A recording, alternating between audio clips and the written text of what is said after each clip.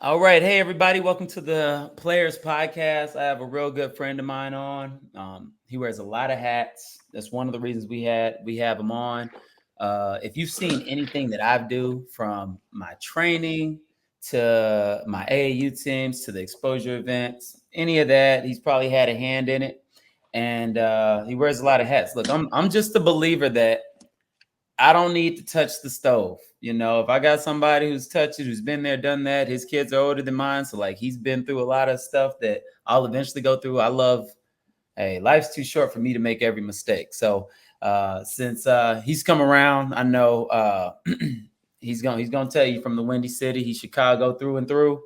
We're gonna talk a little bit, like, briefly about his journey, what he's done, or I'll talk briefly about it. He's retired as a lawyer. He had his law firm. Um, Works currently for the NBA. So he knows basketball, and it's kind of rare. You get somebody who's been a lawyer. You usually don't think sports, but he was a three-sport athlete in high school. Went to college, played football and basketball. So when we start talking about the sports side of this, yes, I mean, he'll be a nerd in that respect. On the academic side, we're definitely going to touch that, but on the sports side, super fluent. Matter of fact, I think we can. If I jumped on a podcast for 30 days, he could hit 30 different topics and give you guys, if I stay quiet enough, let you guys learn a lot of stuff. So without further ado, I want to introduce Lonzy Holmes. Appreciate you for coming in and speaking with us, Lonzy. All right. I'm glad to be here. Glad to be here. Yeah. So what I want to do is I really want to talk, and I've been waiting to do this podcast with you for the longest. You know that we've done some things at my gym where we talk about the academic camp. And one of the things you told me is, you're like, hey, look, I think it's unfair that some people know things that other people don't, that I have information. So anytime I have information, I want to be able to share that information with you all. So, that heart right there alone is one of the reasons we want to do this podcast, and let's make sure everybody has the same opportunities, put people on the same playing field. Now, execution is a totally different thing, but just having the information and not allowing people to be ignorant of it is awesome. So what I want to just ask first is, you want to talk, I mean, we want to talk about the academic side of being recruited. So just in a briefing, and I know we're going to get deeper into it, could you just tell us what that means, and what you're going to bring, what we'll be talking about today? Okay. So basically, I the what I think a lot of like basketball players and parents, well, athletes and parents of athletes, they look at sports as an opportunity for their child to get a scholarship and not pay for college because college is expensive. And those people who like really have high dreams of playing after college on the professional level. And wow, like I don't want to kill anybody's dreams as far as that goes. I think what parents and athletes get wrong is they should consider sports as another brick on the pile of, like another brick in the house to build a strong house. So what I mean by that is like when you're applying to college, college is super difficult to get in now. The most highly selective schools, super difficult to get in. A lot of those schools have less than 9% acceptance rates. So the things that differentiates one kid from another is not whether you got a 4.0, because a lot of those schools, the 4.0 is assumed. Not that you have, a really good SAT or ACT score. Again, all of that's assumed. It's like, what else have you done in your life? And if you Mhm. play basketball or football or another sport at a high level, you've had different experiences than some of the other kids. And that's something that'll help you um, possibly be admitted to one of those schools. And more importantly, from a parent standpoint, help you get closer to getting scholarship money to either completely pay for college or pay a significant portion of it, both of which are important as far as long-term financial success in the student athlete's life. Right. And you touched on it, but basically I'm gonna just ask now because every time we do this, we're talking to the basketball players that come into my gym or whatever. So we're about to talk about the academic and how to get in college. Are we saying this is just for basketball or is it for all sports? It's for all sports, and I'll say it's for non-athletes as well, because if your plan is to go to college, I haven't met anybody that was looking forward to paying for college. So if your goal is to go to college and to do it free or as cheap as you can, you know, your academic plan is as important as anything that you can absolutely do. And for a lot of basketball players and athletes in general, because it'd be the same if you're a football player, baseball player, or you ran track. For a lot of athletes, the idea of if you can make yourself stronger academically, in some cases, at the Division II level, where they don't give a lot of full scholarships, and you can supplement your athletic scholarship with academic money to get closer to full cost of the school, the better. At the Division III level, where they don't give athletic scholarships per se, but they do give athletes academic money to play, but that starts with where you're at academically. Okay. So it doesn't really matter if you're a hooper, if you play football, if you run track, if you play volleyball. Um, there's schools out there that have Quidditch, the Harry Potter sport, as a on-campus sport. I don't care if you play Quidditch. This is a good option for you to think about. This is something you should be thinking about. Yeah, I agree. And I want to go over the numbers because, like I said, I think with the plan that we're talking about and the program that we're talking about, you want to give yourself as big an opportunity as possible. I think what happens is a lot of people just lean on the athletic side. I'm gonna be so good that I could just go anywhere I want, and that's a mistake.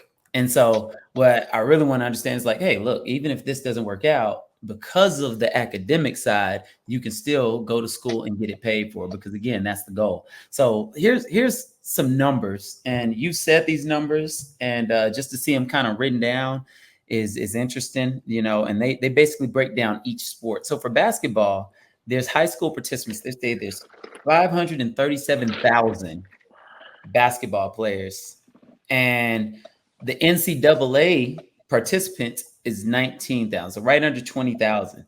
That comes out to just over 3.5% of kids that get to play basketball beyond high school. So to put that in perspective, if there's 500 people in a room, 19 or 20 of them are going to get to play if 500 people play basketball. So are we talking in like what you're introducing with the program that we'll offer? Are you saying that this is going to be an opportunity to up that percentage of being able to play basketball beyond high school if that's the dream?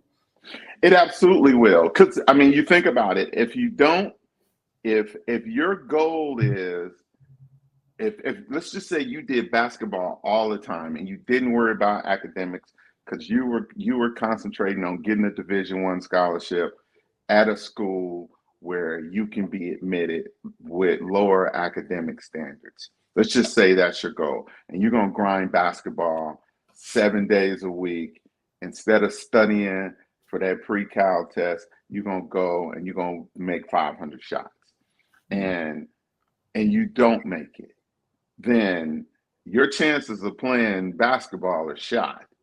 Yeah. But if you do concentrate on the academics, you keep your grades up, you get good test scores, you take the right classes, your chances of going from that 1% that played Division I to 3.5%. So that technically triples your chance. Right. Now, we're still not talking about a big number, and I don't want anybody to think it's going to be easy, but with the academic stuff, there's so much stuff that's under your control that you can control to increase your chances.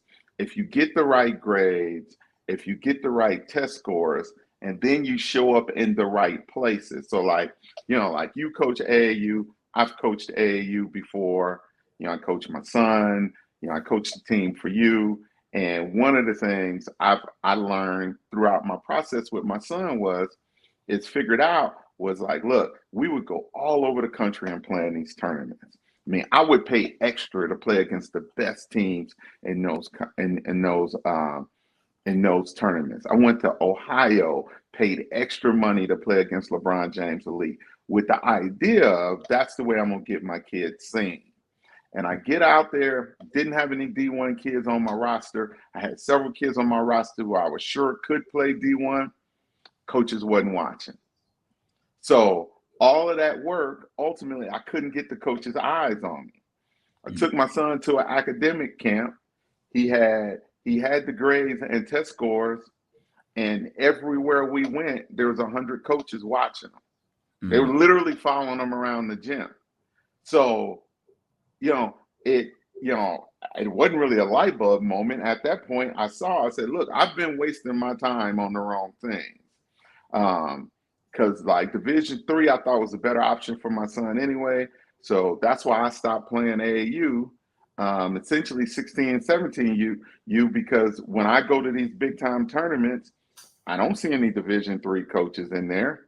And that's who I wanted to look for them. So I needed to go where the Division III coaches were. And that's why we went to the academic camp.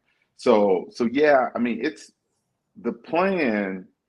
And as athletes and as parents, we have to really look at our children and figure out what's best for them, where they fit, and whatever their dreams are. We got to give them the best chance to reach those dreams and goals. And I don't believe the best way to do that is only concentrating on Division One and putting all my eggs in that basket when my son is, a 5'10" point guard that's second team all district in some 6A district. I mean, that's not a Division I basketball player. So right. So Division III doesn't give athletic scholarships, but you wanted your kid to play D3. How much money have you spent for your kid?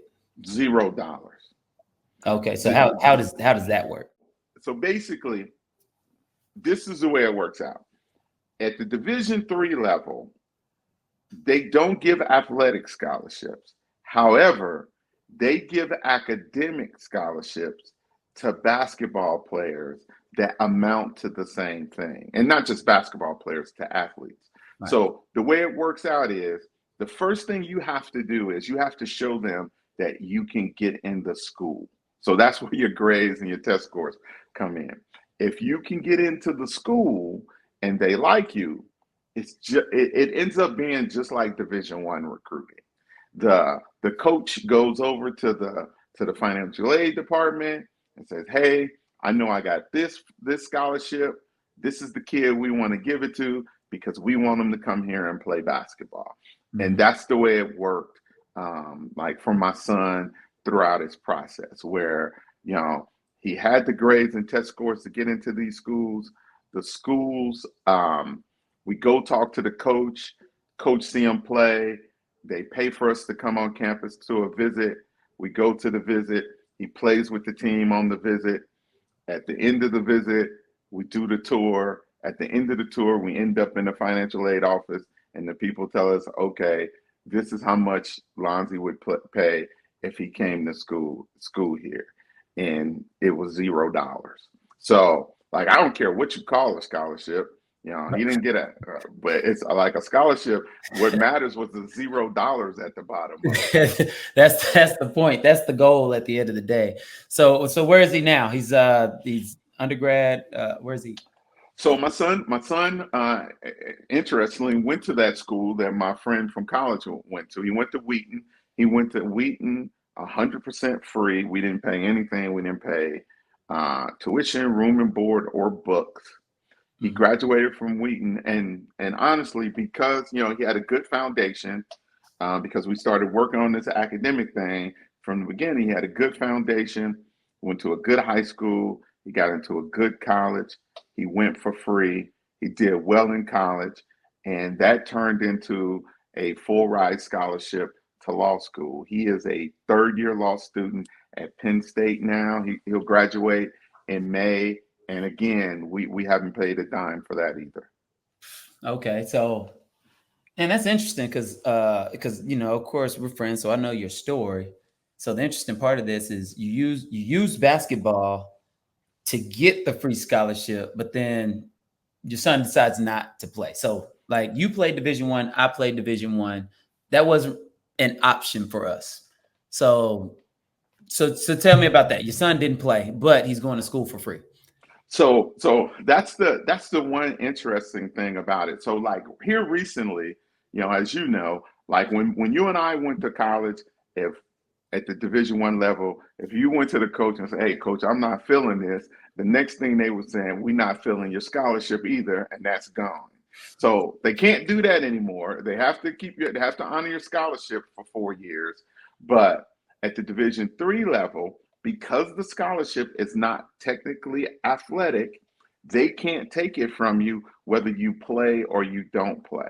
Which for me, once I learned that, was the most important thing about playing Division 3 to me, because like I'm sure you can tell stories about people, I can tell stories about people that like what we believed like playing basketball at that level is about and what it's actually about is different.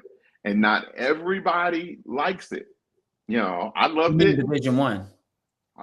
Yeah, Division Yeah. One. That's what I meant Okay. at the Division 1 level. Okay. Not everybody likes it. And sometimes it requires you like certain things you can't major in because of your practice schedule. Yeah. And there's certain things you can't do because of your practice schedule. So I look back, and so I thought about my son, and my son has always been a good student, loves to read, into like different stuff than Mhm. most kids. And I just couldn't imagine a situation where a Division 1 coach tells him like, "Hey, you can't major in what you want to, or you can't take this class because it's at practice time." That wouldn't have worked well for him. So Right. at the Division 3 level, if a coach, the coach can't schedule practice when there's class because he can't stop kids from going to class because Mhm. of practice. It's literally against the rules of the university. All the kids on the teams at the Division 3 level can major in what they want to major in. Right. So for my son, we go through this whole process, and it was a big process, and we did a lot. We went all over the country chasing this thing, and the whole time he told me he wanted to do it. When it came right down to it, after they offered him the money, when it came down to it, his decision, like the decision week, when you have to tell the schools where you're coming, we had the list down to 8 schools that he had full rides to. There Mm. were more than that initially, but we had narrowed it down to 8. Okay. So my son picks Wheaton. We called coach. Coach was super happy. Everything was cool. I honestly stopped thinking about it. About 2 weeks later, I'm in the car with my son. We're actually going to lift. He had started lifting weights with me. We're going to lift, and he said, "Hey, Dad, if I don't play basketball, do I still get more money?" And I was like, "Yeah. I mean, they can't take it from you because it's technically not tied to the team." And he said, "Well, I don't think I'm gonna play if you don't mind." It's like, dude, I don't care. I don't care because I knew that the money was secured. Right. So I just told him like, "Hey man, you're gonna have to call a coach to tell him that you're not gonna play. That he gonna see you walking around campus, but you're not gonna play." Right. And he did that, and never played a minute, never regretted. The coach tried to like continue to recruit him a little bit when he was on campus. We made it to the Final Four. Um, my son's sophomore year, and the coach called me and told me he think they would have won the semifinal if they had my son because they just didn't have a dedicated defender or somebody that can play well out of pick and roll. And my son never changed his mind. Just never played a minute of college basketball. Hey, well, I mean that kind of brings up another point. You've been working this time like most parents. I'm gonna use basketball to get my education. Um, and the route that I was thinking it would take is you got to play AAU. So like you decided I'm gonna take my son out of AAU and I'm gonna focus on this academic camp. Like what spurred that decision? Because that was brand new, especially once you told me about it. So yeah, so I mean, here's the interesting part about that. Well, to me, this is the interesting part about that. I mean, you know this, and like people around, like Pearland know this. Like I was the AAU guy in this area. Like I had really good teams. Most kids in the community, I live in Pearland, all the high level kids either played for me or wanted to play for me. And I was an AAU guy. Like I had tournaments with over 100 teams in it. My teams was always going all over the place to play. And like it was crazy when I told the people that I coach with, like, hey, we're done with AAU. And like people thought I was joking. Yeah. And basically, so I'm gonna tell you, here's the interesting. I don't even know if I ever told you this story. This is the moment when I figured it out. So like as you know, like I also referee. And I started refereeing basketball basically to find a school for my son. That's a whole nother podcast. But I was refereeing at the Gasso when it was in Pearland, the Great American Shootout Tournament in Pearland. And I was on the main court at Pearland. So I was on the court where all the Division One coaches were. So I was refereeing all the sneaker teams. So this is my son's sophomore year in high school. And that summer, we had gone over to the Division 3 camp that TLU hosts, Texas Lutheran hosts, because another kid that played for me, Isaiah Specs, had gone over there, and TLU and Trinity and schools like that, Division 3 schools in Texas, were recruiting him. So Okay. I had met all these Division 3 coaches when I went over there. So I'm in the main gym at Gasso refereeing, and I see these Division 3 coaches sitting in there. Hmm. So I'm thinking like, but what are you guys doing here? So I go over there and I talk to them because a couple of them I knew. I Right. said because they came to talk to me because I coached Isaiah Specs and another one of my players, Jameer Mason. They were recruiting him, and I coached them. So they talked to me like as one of their coaches. So I Right. knew these guys. So I said, man, hey, what are y'all doing here? Y'all not getting none of these kids that's in here. And he said, oh, yeah, we just like to come here and watch. We're not going to get any of these kids. We got to go to the academic camps to get our kids. Hmm. So I was just like, what academic camps? They said, well, there's a couple of different ones. And like none of them can remember the website. But Right. they said, I think it's all American or all something or all academic.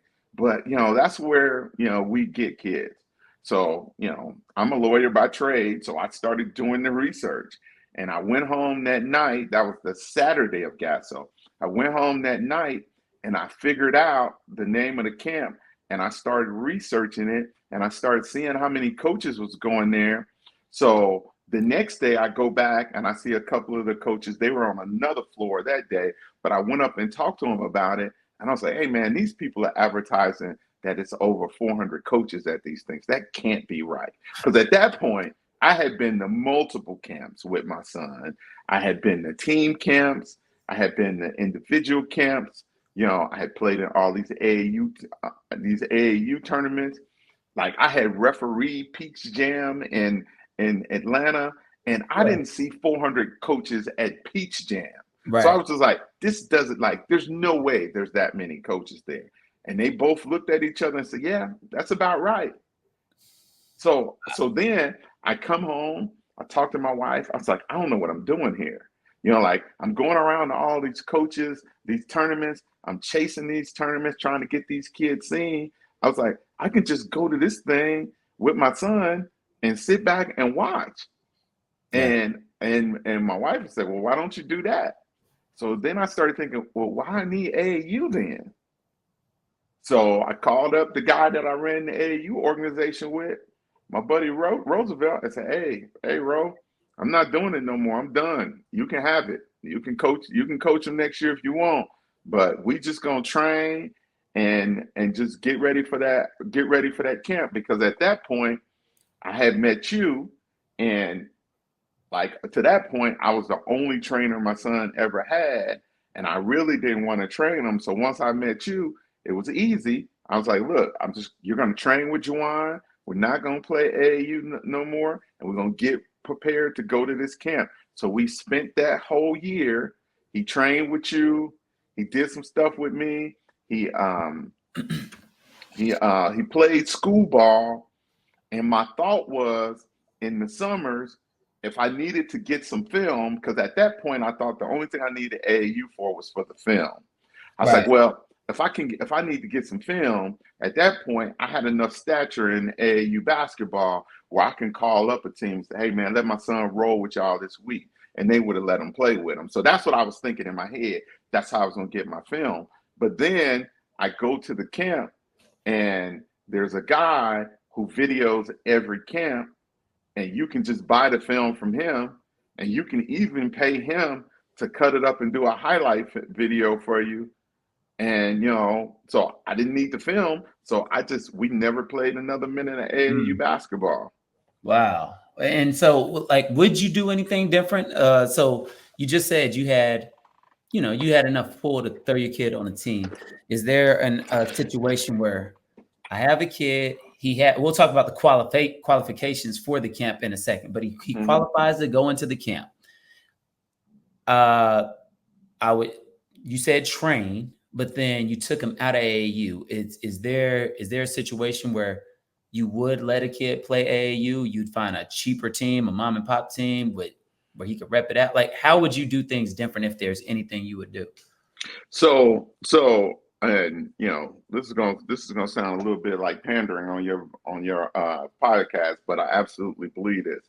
The way me and you have talked about like AAU for the last couple of years and like what we tried to do this past summer. If if I had a situation like that, that's what I would do. So as an example, so like I coached the 17U team for you this year. Right. And what we told the parents and what I believe that I did is like, look, I am not trying to get your kids exposure. I'm trying to teach them how to play basketball. I'm trying to teach them all the things that they should know at this point that they don't know. I'm trying to give them a plan on defense. I'm trying to teach them how offense works. So when they're talking to a coach, and a coach tell them like, hey, you need to come off this flare screen or we're about to run a shake ball screen action, that they would know all of that. And I think at this day and age, the European high schoolers know all of that. Right. And like our kids don't. Yeah. So that was my goal with the team. That when I was coaching my AAU team, all the kids I coached knew that. Right. But I didn't do it. I didn't do it for the same reasons I did it this year. I did it because that's the only way I knew how to coach at that point. Right. Like I didn't know very much when I got to college. I learned a lot when I got to college. When I went to Europe, I learned a lot more. And so I just had this knowledge. So I just gave the kids the knowledge that I had. Mhm. So now what I would tell people is it is worthless to play AAU unless you're in a situation where the coach is trying to teach you basketball and not trying to get you exposure. Right. Because the exposure game is it's basically a red herring for parents. Yeah. Some coach tell them, I'm gonna get your kid exposed, and that means he's gonna get a scholarship. And it's one of those things the parents don't really know what that means. The coach knows that he can't really do anything for them. All he's gonna try to do is get them in a gym at some point where there's some coach close to the game. So he can say, look, I had the coach there. Your son didn't perform. Give me my $3,000. Right. It's just like I said, it's a waste of everybody's time. Yeah. What these kids got to do is they have to get good. Yeah. So the way you get good is through training and repetition. The only purpose in those AAU games, and this is another thing that we talked about, and I told the parents that was on my team this year, is like, look, the only purpose in those AAU games is to see if the stuff that I tried to teach your son in practice, he can do in a game against people who not expecting it. Right. And throughout the summer, what we worked on with them is different offensive and defensive concepts that it took the whole summer to get all of these kids to the point where they were just breaking the ice on some of this stuff. Mm-hmm. And we got a bunch of kids that are playing 5 and 6A basketball and high level homeschool basketball. And there was so much stuff that they didn't know that we're trying to teach them. So now, yeah, absolutely, I would do it differently. Yeah. I would have shut down the AAU even sooner.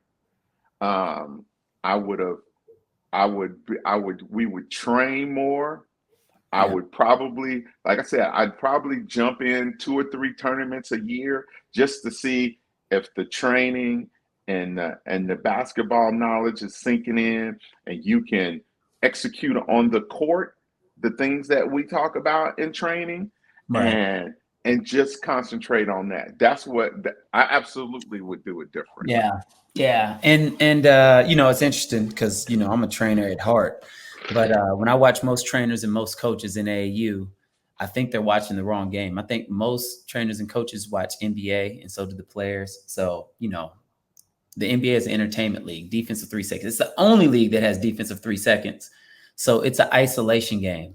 And I feel like kids are being trained to play a stage above where they're going next. I'm trying to go to college next. I don't need to ISO a guy and play. I need to learn how to make 0.5 decisions, read screens, because that's the next level, college. And so a lot of AAU teams that I'm watching that we played against, they're focused on what Jason Tatum is doing in the NBA instead of worrying about what U of H or Trinity or any of these colleges are doing. So they're actually moving towards the wrong direction. So you're getting better at the one-on-one stuff, but you're never going to be the 1% of the 1% that's going to be allowed to do the stuff you're training. So that's another reason that it's difficult to play AAU. There's a very, very few teams that I think are doing it on purpose. And the other point that you made about winning, when the focus is winning only, you got to play to kids' strengths. You can't play to their weaknesses. And most kids, even after looking at the numbers, are going to get recruited through their film at the level of the academic camps that you're talking about. Most kids are not Division I. Now, if your kid's 6'9", then we could have a different discussion. But if he looks like most people, yeah. So no, I agree with that wholeheartedly. Now, I want to know, were you in it was your situation unique? I mean, I know your son was smart. He had really good test scores. Or is this something that anybody can do? So we talked about the academics. Let's back it up. What qualifies me to get into the academic camps? So most of the academic camps, they set a GPA limit at 3.5, and they set a ACT limit at 25. The SAT number, I think, is like 1100. I think is the SAT number. Okay. So so um let me answer your first question. So like my son is absolutely not special. So like for the kids that my son play AAU with, so most of those kids are like my son, suburban kid, college educated parents. All the kids knew that they were going to go to college. It's just where they was going to go to college and how I was going to get paid Right. for. And but so multiples of the kids on my son's team would have qualified for that academic camp. I think all except 2 kids would have qualified. Of the 10 kids that I had on that team would have qualified. So this is what I typically tell parents. So my son was a really good student, but he wasn't born that way. Um, I started the academic stuff with my son like from birth. So Right. I made sure that he was an early reader. So he was reading by 3. but it wasn't because he was some type of savant or something. We were purposeful about it. We wanted him to learn how to read early. Okay. So like, um, so he was an early reader. My wife and I are readers. So we read a lot in the house. So my son read a lot in the house. And um, we were real purposeful in the types of schools that he went to and what he was doing. My son went to a private preschool and daycare where they were really focused on academics and they really helped with the early reading stuff.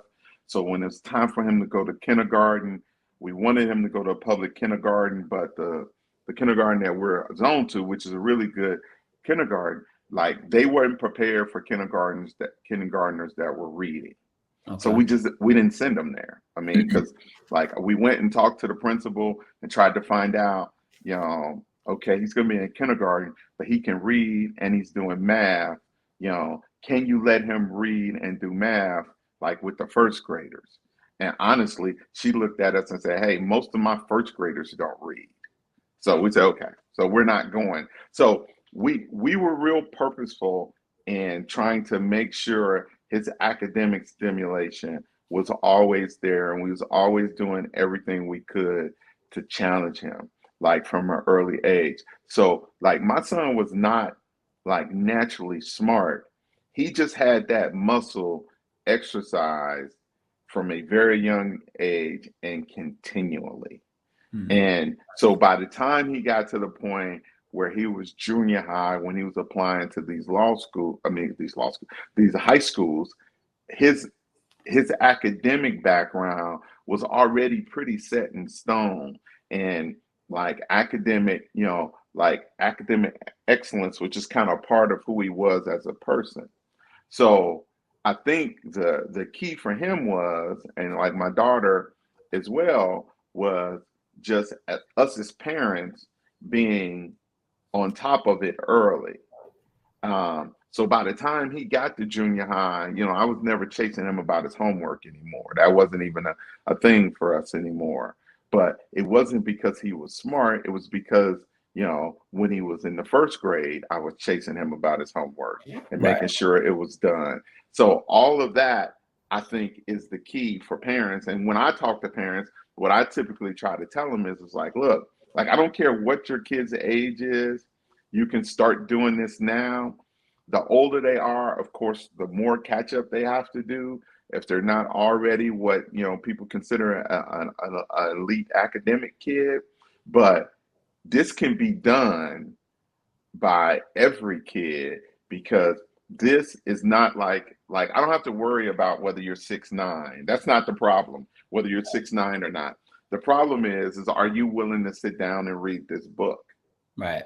And you Right. can, and like we can all do that. So I believe I actually think that this is the smarter route Yeah. because ultimately, you know, you don't have any control over how tall your kid's going to grow, how athletic your kid's going to be. Got a little bit control over the athleticism, but you Oh, know, like my son was like an average athlete.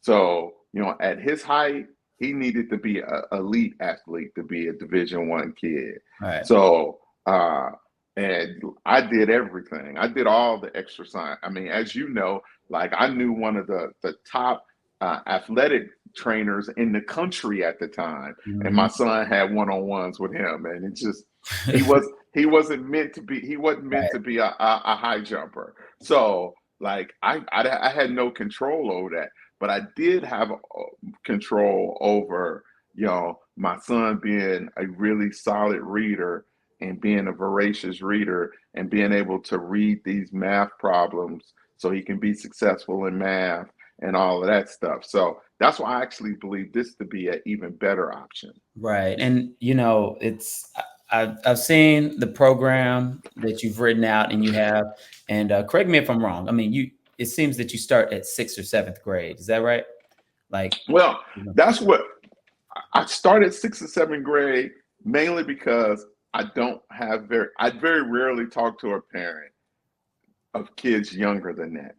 Okay. But if a parent called me today with a preschooler and Mm. said, hey, I want to do it, like I want to do what you did, we can sit down and put together a plan. And like I said, if we sit down and talk when you got a preschooler, I can guarantee by the time they get to high school, as long as the kid puts in the work, this Right. is assuming a kid that's going to put in the work. Yeah. I can guarantee you by the time they get to high school, they're going to be an elite academic kid. Yeah. You And know, I like looking at the program and looking that it's in place in the learning. I was talking to even my basketball players. I was like, you have to learn how to learn. And what happens is kids don't really know that. And the kids, and we have kids that's come through my program that's done it, that's gotten school paid for. But you recognize the sooner they start, the easier. Because let's say you start in sixth grade, sixth, seventh, eighth grade, all before your transcript year, you are being conditioned on how to study, how to think, and you're learning to adopt those things. People think learning is, oh, I listened to this podcast, I read this book, I watched this TED talk or whatever, and they think they're learning. No, you're just being entertained unless you're applying the things that you're learning. Once you start applying it, that means you're learning. And so when you start conditioning kids to have stronger study habits in sixth, seventh, eighth, once they're in ninth, I mean, they're on cruise control at that point. So I love that the program starts so early to help give the kids a better chance at playing sports or just getting school paid for. Let's just use that as the term. So I really like that about the program. I had another question of, okay, because I know most kids are in this boat.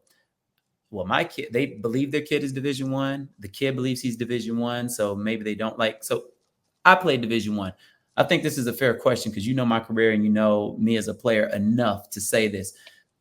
Would what you're speaking on right now benefit a player like me who ended up going Division One anyway? Would it benefit me, or should I just, stay like it? so I'm going to take it one step further than you. Let's just say you were LeBron James.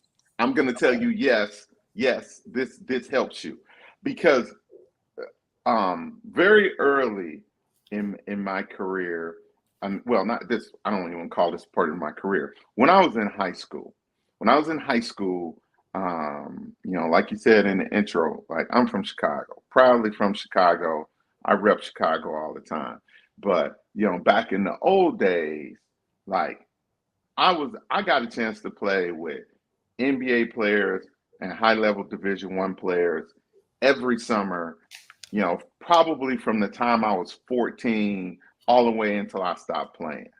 And my guys from Chicago, they always came back to Chicago. They always came back to the hood and played. There was a lot of basketball players from my neighborhood, and we all played together in the hood. And I remember having a conversation with Maurice Cheeks. Maurice Cheeks, I forgot who's the assistant with now, but Maurice played in the league a long time, won the title with the Sixers. He's been a head coach in the NBA, but he's been an assistant for a long time. He's from my neighborhood, and like never forgot where he came from. And when I was really young, he said to me, he was like, hey, young fella, you're gonna be an ex-player longer than you're gonna be a player. And at the time, I did not understand what he was saying. It sounded like ridiculous stuff to me. But now, as a middle-aged man, I totally understand it. If you're a Division One player and you're really, really good, like really, really good, the chances are you will never play a minute in the NBA. Right. If you're a really, really good Division One basketball player, there's the chances are you'll never play a minute in the NBA. So therefore, you're going to spend most of your life working a job or running a business. Yeah. So if you're working a job or running a business, what's more important? Whether you can hit an open three-pointer or whether you can calculate a carried interest deduction. I mean, this is not difficult. It's not hard. It's not hard. So let's go back to your situation. You are a really good Division I basketball player at a mid-major, had a good career, got a chance to play in Europe some, and now your business is in basketball. Right. However, it's still a business. So you still have to, you got to make the numbers match. You got to know all the business things along with knowing how to teach a kid pick and roll reads. Right. Without the academic piece, you can't spend you can't spend all your time teaching the kid pick and roll reads. You got to keep the lights on. You got Yeah. to make sure your taxes are paid. You got to understand finance. You got to be able to write a business plan. All of that stuff leans on your academics, not Right. on how many jump shots you made. So, in my life, I was a really good basketball player from the moment I can remember. Everybody told me I was going to play in the NBA. Did not happen. When I got done playing, I went to law school. I did very well in law school, and I got a chance to go to a good law school, mainly because I played basketball. I mean, I was a good student, but I probably wouldn't have got into law school I got into. I went to the University of Illinois. At the time, it was ranked 15th in the country. And I probably wouldn't have got into that law school if I didn't have the grades and LSAT score. Plus, I was the only person in the class that had just got done playing basketball. So that differentiated me in the class and had them reach down and grab me instead of somebody else. So the basketball stuff still helped me, but it helped me get into a good law school. And because at that point I had the habits and the want to, I did well in law school. Mhm. But my point is, I've spent most of my life now. I'm still not quite at the point. I think I got another 3 years when I'll be an ex-basketball player longer than I was a basketball player. But when I look at the situation my family's in and where we at like financially as a family and what it's done for my kids, what I did after basketball was way more important. And I Yeah. think it's going to be the same thing for you, Juwan. Yeah. Ultimately, for your wife and for your kids, you building your business has got more to do with how their life is going to be as opposed to how many jump shots you made and whether your pick and roll reads were good. So yeah, I think that this is important for everybody. Nah, not yeah. That's a mouthful, and I didn't think of it in that way, but yeah. And just to kind of piggyback off of that, I was an AB student. Could have done better. I just didn't know that was a need. And one of the things I would tell people is, let's say I did go this route and I went to the academic camps because Division I, like Ivy League schools, don't give scholarships. They're at those same academics camps, so they're still Division I. So now I have the grades. I'm obviously a Division I player. So instead of having 6 or 7 offers, I get 15. So I love opportunity. Matter of fact, let me. I have a stat on that that I'd like to share. So it's called Making the Grade, and it's the percentage of college universities that can recruit you based on your core GPA. So if you're a 2.0 GPA student, only 8% of schools you can go to. And it goes all the way from 2.5 to 3 to 3.5, and the numbers keep going up. If you're a 4.0, the numbers leap to 94% of schools. So if I have a 4.0 GPA, automatically I have more. And another thing I'd say is, and I took this from you, after you came from that academic camp, you told me, hey, look, these Division IIIs don't feel like doing all this research. If you do an exposure event, which I did at the University of St. Thomas, and I offered the GPA, the SAT, and the ACT. We had two schools that were academic schools, and the other 12 or 13 were just regular schools. There were 6 kids. There were academic kids. There's about 60 kids there. So already their numbers went up because those 2 academic schools looked at the numbers and they're like, hold on, you got 6 kids that qualify at my school. So afterwards, when coaches were allowed to come down and talk, they're like, man, why are they talking to Dylan? He's not that good. Well, he's good compared to those other 6 that he was competing against. So it does leapfrog your chances. And it's really smart to understand like that you have to learn to discipline yourself. Discipline weighs ounces, regret weighs a ton. So just to do something that you're capable of doing, like getting good grades and applying yourself, is super big. I want to get more into the academic side as we start getting to the tail end. And your son went private school. I know that he did public, he did private, he did a lot of things. Um, what's the difference between counselors, like the counsel you get on how you're going to get to school, because you have kids in public, you had kid in private. What's the difference? So this is this is so huge. Man, I wish almost every parent can hear this. So just to make it personal again. So at the time my son was going to high school, I had an AAU team, and we were pretty good. You saw us play then. I had a lot of good players because I had been teaching those kids.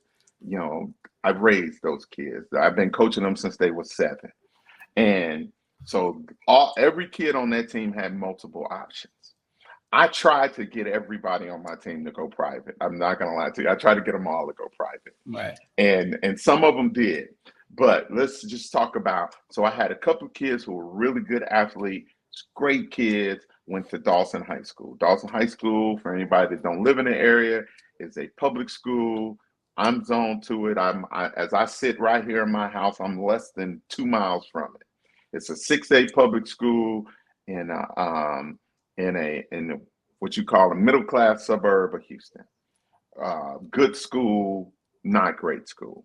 My son went to a small private school in Houston called St. Thomas Episcopal, and it's a good academic school. They became good in basketball. So here's the difference. My son was required, well, not my son, me, and my wife were required to go see the college counselor his freshman year of high school. After, like, right after his first semester grades were in, and we had to sit down with the college counselor. The college counselor, his first question to my son, who was a 13-year-old freshman, was, "What college do you want to go to?" And my son had no idea. Right. So he just started throwing out some names. So the college counselor said, "Okay." So he typed in his computer, said, "Okay, to get into those schools, these are the type of grades you're going to need. These are the type of test scores that you're going to need. These are the type of classes you're going to have to take." He looked at my son's first year transcript, my first semester transcript. He had had a good semester. He was a 4.0 student. He said, "Okay, that's good." He looked at his PSAT that they take every year at that point.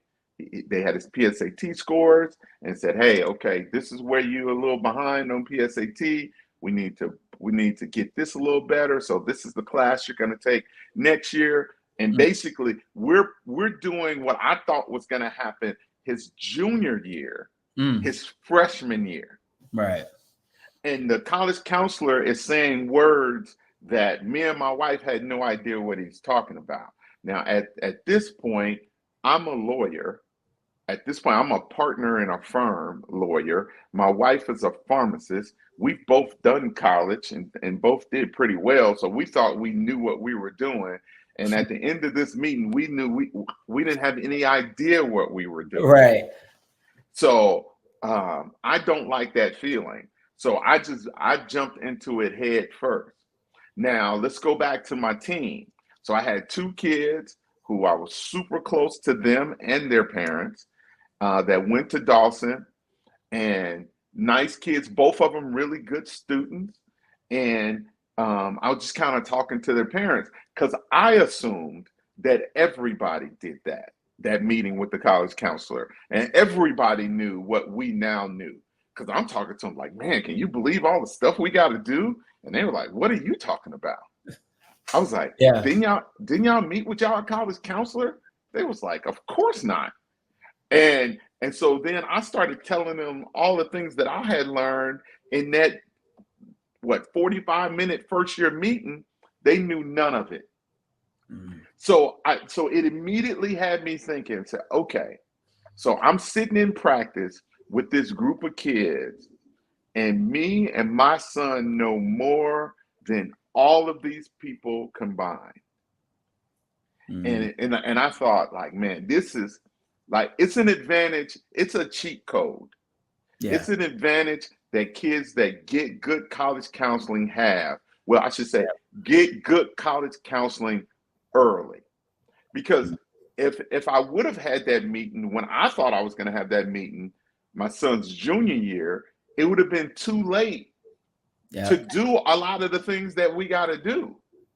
So that's why doing it early really, really matters. Mm. So what I started doing is I started, like, when I would learn something, I would tell everybody on my team and make sure the parents on my team knew what I knew. And I just kept, and what I found out that even with some of the private schools, they wasn't getting as much information. So for instance, like Strake Mm. Jesuit is a really big private school. Okay. So they probably don't have the college counselor, enough college counselors to meet with everybody every year like my son's school. So I Mm. had two kids on my team from Strake Jesuit. So I was talking to those kids' parents about what I was learning at my school, and it really helped both of those kids with Mm. where they ended up going to college. So I cannot impress upon people how important college counseling is and how important it is to get it early. At most 5 and 6A public schools, the college counselor is there to help kids pick their classes and write the recommendation letter that most colleges require come from the college counselor. But do you get a chance to meet with them? No. And like, you can make an appointment with them, but my daughter, so my daughter is 5 years younger than my son. Mm-hmm. My daughter started off in a private school. COVID hit, so we decided to put her in public because she was going to be home learning anyway. And we went to meet with the college counselor my daughter's junior year. And in that conversation, it was obvious that I knew more about applying and getting into college than my daughter's college counselor, who had a PhD Yeah. at Dawson. So I don't have the words to describe to people, and I tell parents this all the time, how important it is to get good college counseling and to get it early, because most people get it far too late. Yeah. And part of the program that you're saying, because private school isn't cheap. I've seen the tuition. So it's not cheap, and it's not something everybody can do. If you Yeah. can get that information, but uh with the program that you're offering is basically like you're the college counselor. You're giving Yes. them the information. That's partly what set your team apart, is because somebody had the information to give those parents and they applied it. Even though you're not at the private school, you can still make private school decisions. So That's right. that's excellent to hear about. Now I know at the academic camp you learned a lot more about testing. You could correct me if that's not where you learned it at, but your son had super ACT scores. You wanted to raise it. Tell Yes. me about that story. So basically, so my son, when we went to, there's two different big academic camps. And well, this one is at the big one, so I don't have to talk about Harvey's camp now. But um at the big academic camp, at the year my son went, it was at Brandeis University and just outside Boston. And one of the sessions, no, I'm sorry, this was at Harvey's camp. So there's two big camps. This guy named Harvey, he's a Division III basketball guru. He knows every coach in the country. He has a camp before the big camp, and at Harvey's camp, he had a session with a guy who he specializes in helping kids improve their ACT and SAT score. So my son had taken both tests, so I had the scores with me. So when I went out there, I wanted to be prepared. If we met a coach, I wanted to be able to show him my son's transcript and his test scores, so they can say, okay, this kid can get in my school. This is how much money he's going to get.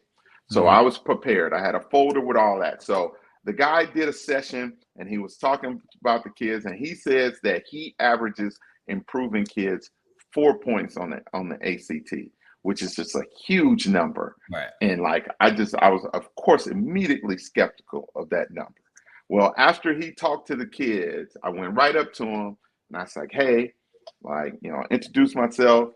Like, I want to know if you can help my son. At the time, my son had a 30 on the ACT. So that put him at the 90th percentile, well, like the 92nd percentile that year on the test. But I knew that if he got a 32 and he got to the 95th, like 95th, 96th percentile, that would put him in a situation with schools where it would almost guarantee full rides. With the 90 percentile, he would be in the running, and because of everything else was pretty strong, I thought he would be good. But at that 95, 96 percentile, with his GPA and with basketball, I thought, okay, this is going to seal the deal. So I showed the guy my son's test scores. He looked at it. I don't want to exaggerate, but it wasn't 30 seconds. It felt more like 10 seconds. And he looked at me and said, oh, yeah, I can help your son. I was like, you can get him a 32? Because the difference between a 30 and a 32 was like 4 questions. I mean, it was like, the margins are tight when you get that high. And he was like, absolutely. He was like, your son's he's a reader, right? I was like, oh yeah, he loves to read. He's like, yeah, I can tell his English scores are perfect. He's like, but in the algebra section, I think there were 6 questions and my son missed like 4 or 5. He was like, when did your son take algebra? And I had to think about it. Well, my son took algebra in the 6th grade. He said, well, that's the problem. He just forgot it. He's like, if I help him with that, he'll be good. Yeah. So I said, wait a minute. You're standing here guaranteeing me you're going to get him a 32. He said, oh yeah, it won't be a problem. So, I paid the guy the money. My son took some classes with him over Zoom. It wasn't Zoom, but it was like a precursor to Zoom. He took it over the internet, like with one of the counselors, and he did that in late August, early September. He took the September ACT and got a 32 on the test.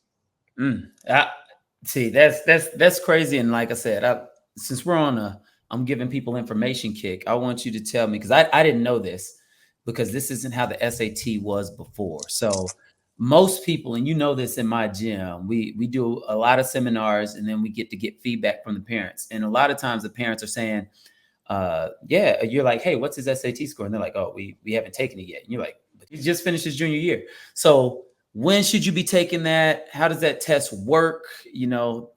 Explain that to us. Yeah, that's another one of those things that if parents knew earlier they would do. Okay, so I'm a little bit older than you, and I'm not gonna assume knowledge on anybody. So for the ACT and the SAT, it used to be that if you took the test more than one time, College Board and the universities would average your score. So let's just say you got a 18 one test and you got a 30 the next test. They would average those 2 scores, and whatever that average would be, that would be the average that they consider. I don't think any schools in the country do that anymore. They do now. Everybody does what they call super scoring. And this is the way it works. And it's easier to explain it with the SAT. So let's just say, I forget which sections there are of the SAT, but just for the purpose of this, let's just say there's English, math, and science. Let's just say you take the SAT like in your freshman year and you get a perfect English test and you bomb the math and you bomb the science. And then your sophomore year, you take the math. You take the test again and you get a perfect score on the math and you bomb English and you bomb science. And then your junior year, you take it again and you get a perfect science score, but then you bomb math and you bomb English. What the College Board does and what the university does, they take those 3 scores and take your best score in each subject matter, and they bring those together as your score. So in the scenario I described, you would have a perfect score because one time you got a perfect English, one time you got a perfect math, one time you got a perfect science. So because of that, There is no reason not to take the test early and often. Mm-hmm. There's no reason not to take the test multiple times. When I talk to a parent and they tell me that their son or daughter is a really good student and they're a sophomore, and I said, like, what did they get on the test? Oh, we haven't taken it yet. I'm just, it breaks my heart Yeah, lack of because information. just like because you have lost so many opportunities to basically to make the mistake because there are kids who are really really great students and not great test takers. Right. There's no shame in that. For me, the shame is that you don't learn that until they're a junior in high school, or God forbid, the summer before their senior year, and it's the first time they took the test and the first time you learn they're not good at the test. If they're Mm-hmm. not a good test taker, you probably want to figure that out when they in the eighth grade or a freshman. So Yeah. you can try to do something about it. But Right. so many people wait because they think they got to wait for that one perfect opportunity to take it because that's it. That's what my score is going to be. And that's just not the way it works anymore. Yeah, that's big. And what's the difference between SAT, ACT, and is one more important to the other to colleges? Most colleges weight them both the same. They have some type of crazy formula where they put the test scores in this formula and they make them both equal out somewhere. Mm-hmm. But there is a major difference from it. So the SAT has been changed multiple times over the last 23 years, 30 years. The ACT has not been changed as much. The Okay. ACT is what, like, the people that do test prep would say that is a trickable test because you can teach the test more. The SAT teaches how you think, tests how you think. The ACT is more about what you know.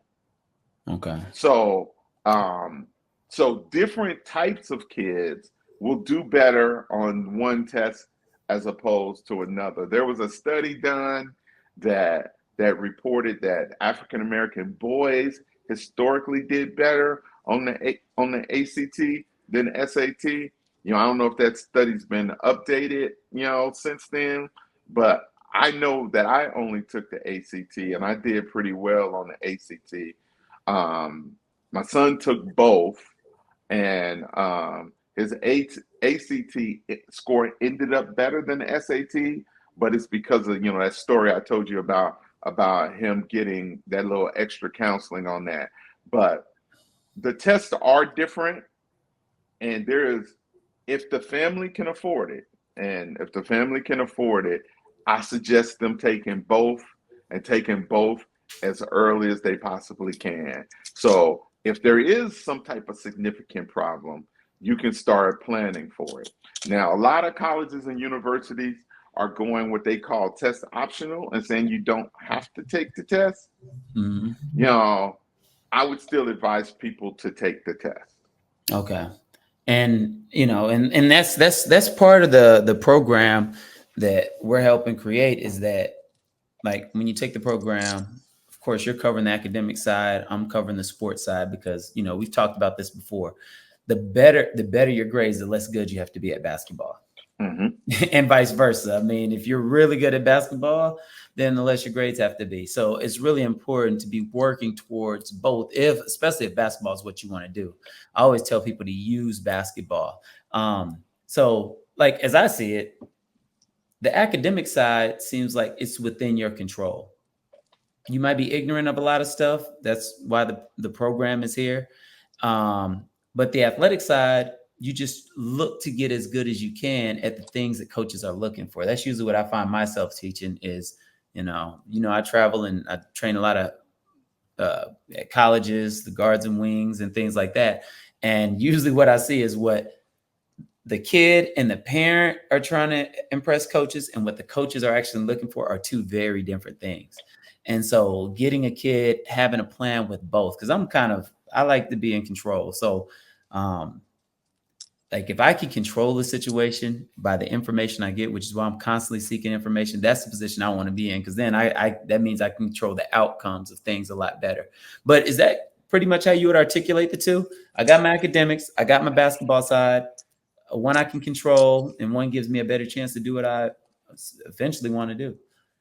I absolutely believe it that way. I don't, you know, just like everything else, there are people um, who are born with a higher capacity to learn, and just, people are born with photographic memories, and just, at that high level, just like with basketball. Right. Like LeBron James was made in a lab. you know he, you know he had the right body, the right level of athleticism. All he had to do was add the hard work to it, and he was pretty much guaranteed to make it to the NBA. And Right. I think, there are people that are like that academically. But the vast majority of people, like in the NBA, are there because they worked hard. And I believe on the academic side, like if you put in the work, it will absolutely show. There are kids who could take 5,000 shots a day, and they're never going to shoot it like Steph Curry. Yeah. you know if you do the equivalent on the academic side, and you take 5,000 reps or something, it's going to show up in your grades and your test scores. Right. So there is no doubt that the academic stuff is absolutely in your control. The problem is what it requires. It requires for a lot from the kid, and it requires a lot from the parent in making sure that the kid stays focused on it. Right. Until it becomes a habit. Right. Like I said, I like when my son was in the first grade or in kindergarten, and like if he didn't get a smiley face, we was talking about it. Right. And that was me basically helping, trying to train his muscle, that like, look, when I go to school, I got to be on my business. Mm-hmm. So by the time he got to the point where he was getting close to junior high, his muscle had been trained to the point where that was his default. That was his default state. Right. So, I believe as long as the parent and the kid is willing to put in the work, that the academic stuff is, I should say, being good enough academically to help yourself on the basketball side is within everybody's, like it's what's within your grasp, and you can control that. Right. So, and this is how I want to close is a lot of the parents, after we do the academic or college prep seminars, and you're given the Cliff Note version, the very loose end version. So now what we've done is created a program so parents could do it. So my suggestion to anybody watching this is set up a call on my website, starplayers.com, with Lonzy for the academic side. And then you can set up a call with me for the athletic side of things, on how you need to develop your game and the things you need to look for, how to make film, how to watch film, the things that you need to focus on in your training. So if you want to get to where you want to go, I think you have to plan your way there. So definitely set up a call so we can start getting you on the right track and focusing on the right things. Like I said, thank you again, Lonzy, for coming on. Again, if y'all need some nuggets, y'all know to reach out to me on my website, and I'll definitely either get you in touch with him if you can't through the website, or I'll get in touch with you myself. All right. Thanks again. All right. Thanks a lot. All right. Later.